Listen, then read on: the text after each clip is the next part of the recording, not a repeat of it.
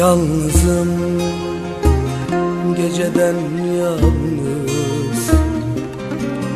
Yalnızım, zamansız. Umudum yok, vaktim dar. Gönlümde bitmez arzular. Gittiler birer birer, gittiler, terk ettiler. Vefasızlar, hayırsızlar. İçim yanar, ciğerim sızlar. Yaktılar yüreğimden, vurdular can evimden. Kitapsızlar,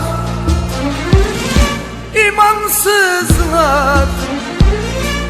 Allah'ından korkmayan kullar. Kitapsızlar, imansızlar. İçim yanar, ciğerim sızlar.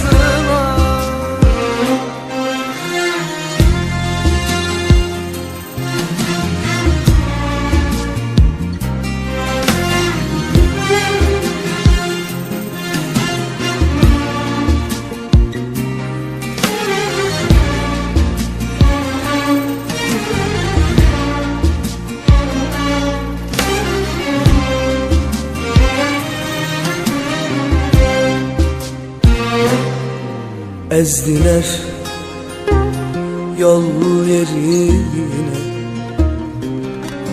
sattılar pul yerine. Kime gitsem, ne söylesem, kim ağlar benim yerime. Gittiler birer birer, gittiler, terk ettiler. Vefasızlar, hayırsızlar. İçim yanar, ciğerim sızlar. Yaktılar yüreğimden, vurdular can evimden. Kitapsızlar,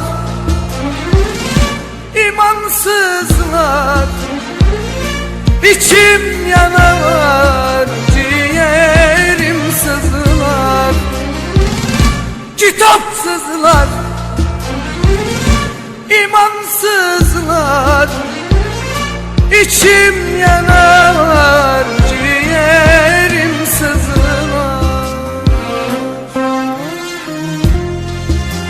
Yalnızlık Allah'a mahsus, benim ne haddim. Ona gitsem, şuna gitsem, kim ağlar benim yerime, kim yanar, kim